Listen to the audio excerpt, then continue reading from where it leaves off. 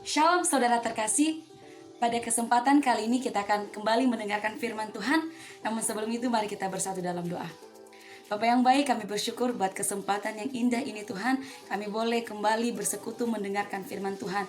Kau berkati hamba-Mu Tuhan, biarlah apa yang boleh hamba-Mu sampaikan menjadi berkat bagi kami setiap yang mendengarnya. Terima kasih Bapa, dalam nama Tuhan Yesus. Haleluya, amin. Saudaraku yang terkasih dalam nama Tuhan Yesus Kristus, pada saat ini kita akan mendengarkan firman Tuhan yang saya beri tema melayani dengan sepenuh hati.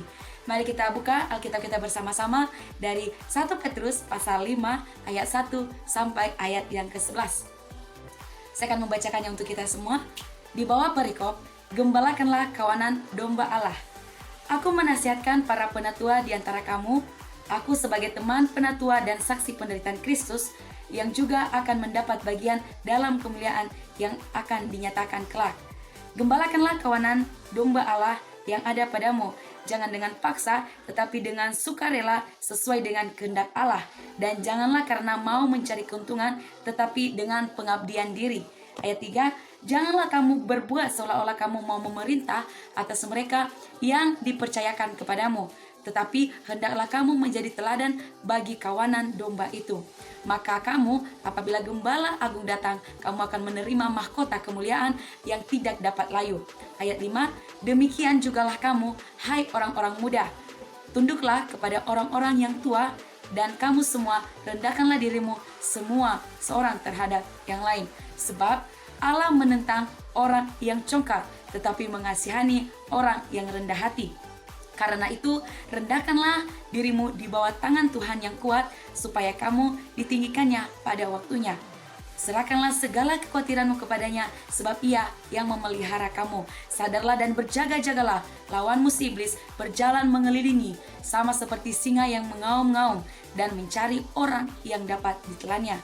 Lawanlah dia dengan iman yang teguh, sebab kamu tahu bahwa semua saudaramu di seluruh dunia menanggung penderitaan yang sama. Ayat 10, dan Allah sumber segala kasih karunia yang telah memanggil kamu dalam Kristus kepada kemuliaannya yang kekal, akan melengkapi, meneguhkan, menguatkan, dan mengokohkan kamu sesudah kamu menderita seketika lamanya.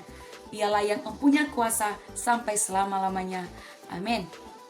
Nah, saudaraku, tema kita sekali lagi yaitu melayani Tuhan dengan sepenuh hati. Nah, surat 1 Petrus ini adalah surat yang ditulis oleh Rasul Petrus kepada jemaat di Asia Kecil, terkhusus kepada para penatua-penatua. Nah, ini juga salah satu surat pengembalaan. Di ayat yang pertama kita boleh melihat bahwa Rasul Petrus menasihati penatua-penatua di Asia Kecil. Yaitu apa yang dia nasihati, yaitu di ayat kedua, gembalakanlah kawanan domba Allah yang ada padamu, jangan dengan paksa, tetapi dengan sukarela sesuai dengan kehendak Allah, dan jangan karena mau mencari keuntungan, tetapi dengan pengabdian diri. Rasul Petrus menasihatkan mereka supaya mereka mengembalakan domba-domba, melayani jemaat-jemaat yang ada di sana, bukan karena paksa, melainkan dengan sukarela, dan bukan untuk mencari keuntungan, namun karena pengabdian diri. Ayat yang ketiga, kita lihat, janganlah kamu berbuat seolah-olah kamu mau memerintah atas mereka yang dipercayakan kepadamu, tetapi hendaklah kamu menjadi teladan bagi kawanan dombamu. Nah, saudara, Rasul Petrus bukan hanya mengingatkan tentang bagaimana melayani dengan tidak paksa, namun dia juga menasihati supaya mereka jangan seolah-olah mereka yang memerintah atas jemaat-jemaat, atas domba-domba yang mereka layani, melainkan mereka harus menjadi teladan. Ayat yang ketiga, maka apabila gembala agung datang, kamu akan menerima mahkota kemuliaan yang tidak dapat layu.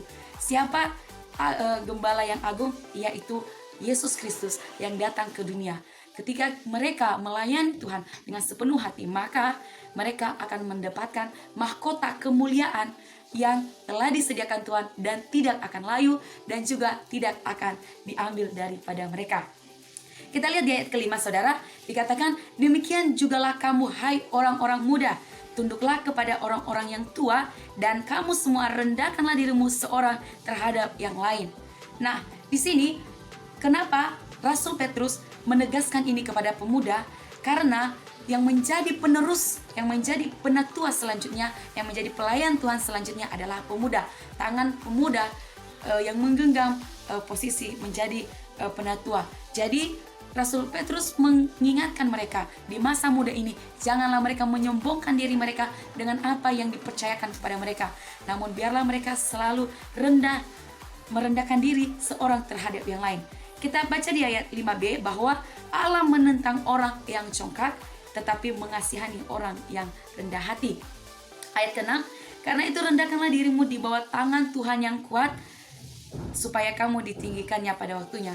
Maksudnya di sini lebih menegaskan kepada Kairos, yaitu Allah memiliki waktu yang terbaik bagi kita. Nah, ketika pemuda merendahkan dirinya, siapapun yang merendahkan dirinya di dalam Kristus Tuhan, maka Tuhan akan mengangkat mereka. Ayat ke-7 dikatakan, serahkanlah segala kekhawatiranmu kepadanya, sebab ia yang memelihara kamu. Seringkali di dalam hidup kita, saudara, di sini banyak mengalami berbagai kekhawatiran, masalah. Nah, jadi si Rasul Petrus mengingatkan kepada penatua-penatua, pelayan-pelayan bahwa setiap masalah yang boleh mereka hadapi, serahkanlah semuanya kepada Tuhan. Nah, di sini saya memberikan ilustrasi bagaimana kita boleh percaya ketika kita sudah menyerahkan kekhawatiran kita kepada Tuhan, itu bukan lagi menjadi masalah kita, melainkan sudah menjadi kepunyaan Tuhan. Sama halnya saudara, ketika saya punya uang, nah saya memberikan kepada saudara uang tersebut, otomatis uang itu bukan hak saya lagi, melainkan hak saudara. Dan saudara bukan kamu supaya kamu yang menderita seketika lamanya, ialah yang mempunyai kekuasaan sampai selama-lamanya. Amin. Nah, di ayat yang ke-10 dan 11 dikatakan bahwa ketika kita kuat dalam setiap apa yang boleh kita hadapi dalam pelayanan, dalam menggembalakan domba-domba, Tuhan akan memberikan kita kekuatan. Dia akan menguatkan kita, meneguhkan dan mengokohkan kita. Saudara, apa yang menjadi pokok atau poin yang boleh kita ambil dari firman Tuhan yang boleh kita renungkan pada saat ini, yaitu pertama, yaitu kita harus memiliki rasa tanggung jawab dalam pelayanan.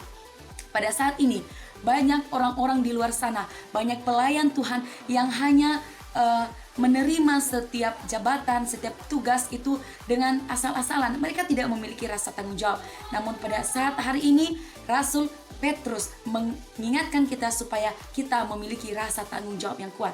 Yang kedua, di ayat yang kedua tadi, melayani dengan tulus, jangan dengan paksaan atau mencari motivasi yang salah. Marilah kita melayani Tuhan dengan tulus, kita berikan yang terbaik kepada Tuhan. Karena apa yang dikatakan dengan firman Tuhan, Allah sudah menyediakan mahkota kemuliaan yang tidak layu dan tidak akan diambil daripada kita. Dan yang ketiga, yaitu marilah kita selalu merendahkan diri. Jangan ketika kita sudah menjadi pelayan Tuhan, kita meninggikan diri kita sombongkan apa yang sudah kita raih. Namun kita tetap merendahkan diri, sebab Tuhan yang akan meninggikan kita. Dan yang terakhir, yang keempat, yaitu menjadi teladan.